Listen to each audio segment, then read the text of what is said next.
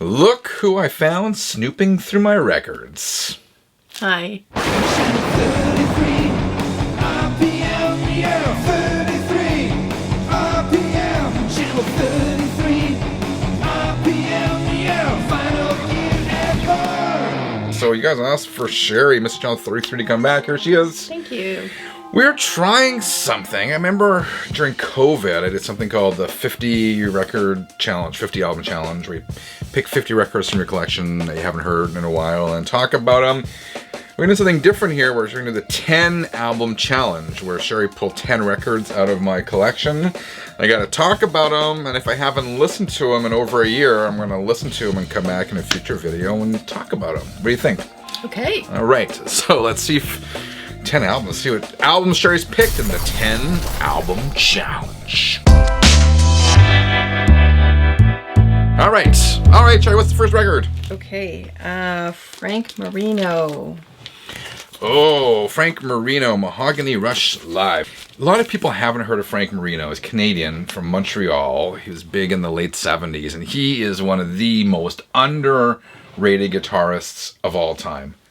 I hear the dog in the next room. He's getting comfortable on his dog bed. Frank Marino, Mahogany Rush, so good. I have listened to this. This is the live album.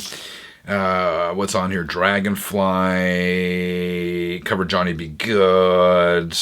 Not my favorite Frank Marino album, but so good. If you haven't heard Frank Marino, back in the 70s, people used to say he was the reincarnation of Jimi Hendrix. Frank Marino, Mahogany Rush Live. So good. What do you have in your pile, Sherry?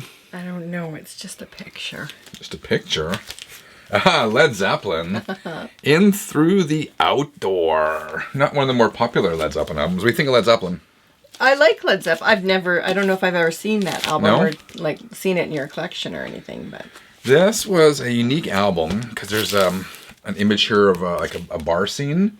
Mm-hmm. And there were 6 different variations of this album cover. Each of the same bar scene, but taken from a slightly different angle. okay. And you never knew which one you're going to get because this record, when it was sold originally, came in a brown paper bag. Oh, fun. So it was like a marketing thing where you had to, I guess when people get all 6, you never knew which one you're going to get. So then what would stop somebody from like buying it in a brown paper bag, opening it and returning it if it was like a double? That's a good question. I don't know what the return policies were in the 70s. And the other cool thing about this one, someone did this one already. Remember when you were a kid, there was like the watercolor things? And you went over it with like water basically, and it turned whatever it was into a color. Yes. Oh, fun. That's what these inners are. I guess a previous owner had colored these already, but that's exactly what that was. I love that. Yeah. So this is not one of my favorite Led Zeppelin albums, and I actually have not listened to this album at least in a few years. So for the 10 album challenge, I'll come back and talk about this one in a month or so. You wanted the best. You got Kiss. Kiss Revenge. This was a great album. It's produced by Bob Ezrin. It's kind of like, at the time, maybe it was 91. I don't know. Music was getting heavier. Kiss got a little heavier on this, a little darker. I don't think it did as well as they expected. Except the next record after this, they kind of went for more of a grunge sound. I love this record. It's one of my favorite Kiss records. What's your favorite song on it? Unholy. You've heard of one of them on here. God Gave Rock and Roll to You. Mm-hmm. That's from, what's the movie? Bill and Ted. Oh, yes. Domino. It's got Domino on here. Nice. Yeah, I love this record. Guess who? The Guess Who. One of the biggest bands to come out of our hometown in the late 60s, early 70s. I don't know if you remember, when we lived in Edmonton, the CBC, the Canadian Broadcasting Corporation, donated their entire record library, their entire vinyl library to Goodwill. And Goodwill was selling all those records for $2 a piece or whatever. Crazy. So I went and bought a bunch of them, and this was one of them I bought. This looks like it probably has a cool cover. I'm not even sure what the big song on here was, if anything. When the band was singing Shaking All Over, that was the big one off of this one. Anyway, this is a cool album cover, I think. So by this point, Randy Bachman, had left. Here's the image of the band at the time. And they were waning. So when you put that in there, you put it in so the faces line up then, right? Yeah, Is that what I was it going to is? do it backwards, wasn't I? Yeah. This is another example of cool packaging, I guess. We're talking about that Led Zeppelin Yeah, 'cause one. they slip into there. That one's kind of cool. So I will have to listen to this one and report back as part of the 10. They called the 10 album challenge or the 10 record challenge? 10 album challenge. 10 album challenge. Metal Meltdown. Metal Meltdown. Oh, Extreme. That's so funny they call it the Metal Meltdown. It's Extreme. Do you know Extreme? Yeah. Extreme. Yeah. They're not metal. This is live at the Hard Rock Casino in Las Vegas. I bought this. So they played the Porno Graffiti album in its entirety in the 25th anniversary. I bought this when we moved here in 2017. So it came out around that time. Yeah, they played the whole album. Decadence Dance, Get the Funk Out, When I First Kissed You, More Than Words, Wholehearted. Man, Extreme are such a great. Oh, I like the live band. artwork on the inside there. Yeah. This is funny. Metal Meltdown Live. This is a great album. I haven't heard it. I'll be honest, I haven't listened to this in like 5 years. I remember thinking Nuno Betancourt's guitars were kind of quiet in the mix, but a really good album. I'll definitely check it out. What do you got for us, Sherry? Oh, ACDC Fly on the Wall. Are you an ACDC fan? No. No? Well, okay, yeah, I like their popular stuff. Okay. But beyond that, I don't know a lot of what they do. I was going to say everyone is an ACDC Yeah, fan. I like their I'm like a popular ACDC stuff, Okay. but I wouldn't be a diehard fan. I couldn't name you anything that wasn't. You shook me all night long. Yeah, like I couldn't. Yeah. This came out in 1985. And this is kind of ACDC's popularity is in the decline. It's not one of their better albums, but I remember I got this. Is this my original one? No, this isn't my original one. I got it, back in the day, they used to have cutout bins. Records that weren't selling, they would put like a little hole in the corner and then sell it in a clearance bin. I remember getting it in the clearance You bin. have a bunch of ones with holes in Yeah. the corner.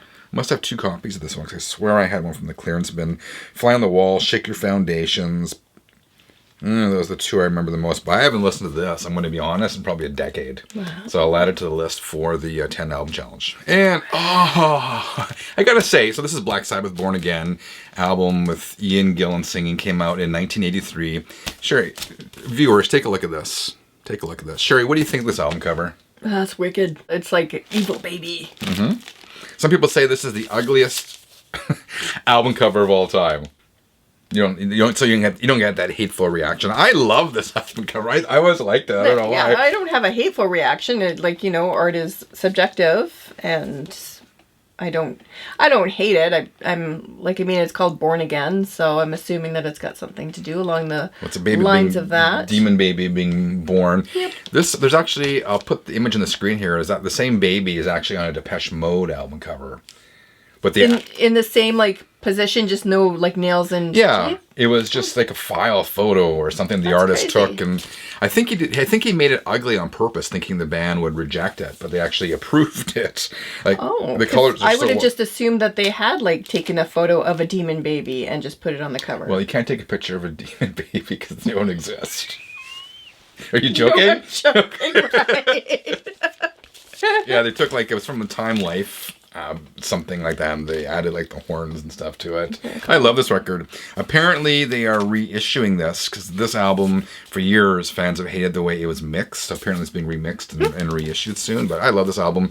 I'll listen to it again for the 10 album challenge and report back. Okay, I'm interested about this one because I don't know if I've ever heard any on this one. Oh, Hollywood Vampires. Never heard of Hollywood Vampires. It's a super group with Alice Cooper on vocals, Joe Perry from Aerosmith on guitar, and that actor on guitar. That actor. Johnny Depp. Oh, okay, cool. I knew that he was in a band, but I didn't know that this was it. Yeah, this was it. Yeah, Johnny Depp. I don't like this record. I bought it because I love Alice Cooper. I'm the biggest Alice Cooper fan. So Alice Cooper does vocals on this. Yes. And then Johnny Depp does guitar along with Joe Perry. Okay, so what type of music is it? Just hard rock. Just hard rock, okay. Yeah, it's hard rock, but it never did it for me. This is actually a good one to pull out because I bought this as a new release. I listened to it 2 or 3 times. I was thinking, this is not very good. So I'm going to revisit it and re-explore it, and I'll report back. Maybe we could listen to that one together because I'd be interested just to hear. If Johnny Depp can play guitar? Yeah, and just how different an Alice Cooper with this sounds. Yeah, so here are those three. There's Johnny Depp. Very cool. Yeah. This one has a little bit of a disco meets Stranger Things vibe. All right, well, I'm curious. What is that? Like Stranger, what did you call it? Disco meets like Stranger Things, like the last season with that guy with like not disco, but like the 80s. 80s meets like Stranger Things. What's his name? Gorgathon? No. No. Oh, Eddie? Yes, Eddie? I miss Eddie. Eddie, rest in peace. That's funny. I never have deciphered this album for description. As soon as I looked at that, I was like, yep. Stranger Things. Killer Dwarfs, big deal. Killer Dwarfs is probably one of the most underrated Canadian hard rock bands of all time. Yeah, this album came out in the 80s. Was like 86 or something like that. It was very 80s. Oh, this is funny. Checkered floor and... There's a price tag still on here if you can see that. $1.99 from Value Village. I don't know if Value Village still sells records for $1.99. This is back before the big vinyl arrival. They increased their prices on everything. 1988. And this is a promo copy too. It's got the gold stamp promo, meaning this was never intended for sale. It was CBS stamped it, promotional use only, and sent it to reviewers and DJs and whatnot. Oh, yep.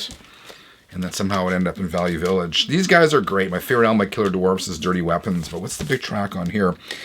We Stand Alone. Yeah, We Stand Alone was the big one. Okay, yeah, definitely give this one a listen and I'll report back. Bruce Dickinson! This is a, what do they call, like a 12-inch extended play. It's a single, All the Young Dudes. This was from the UK. When we lived in Edmonton, there's this one store and he got a whole pallet of heavy metal records from the UK and was selling them for like $5 a piece. And this was one of them. The UK did the coolest things. This is from 1990. And vinyl was still bigger there than it was here, and they would take songs from the album, release them as singles, but 12-inch singles. That's what it is, 12-inch singles. And All the Young Dudes is a cover of the David Bowie song. So yeah, this is really cool. It comes in a gatefold. This is the kind of cool stuff we never really got here, but yeah, just 3 tracks. I'll definitely re-explore this one, because I haven't listened to this in probably a decade. As well. Dear 33ers, we challenge you to try your own 10 album challenge or 10 record challenge. Pull 10 records randomly from your collection and listen to them, especially if you haven't heard them in a long time, because it's a good way of becoming reacquainted with the records you own, right? Yep. You don't always have to be buying records. If you have a collection, there's probably a ton of records in your own collection you haven't heard in a while. And if you do your own 10 album challenge, let me know how it goes, or better yet, shoot a video and then let me know about the video and I will share it on my social media channels. All right, 33ers, thank you very much for watching. Thank you, Sherry, for coming on. Thank you. Again, 10 album challenge. Do it. We'll see you again real soon. Until then, keep on spinning. Oh, great. That was fun.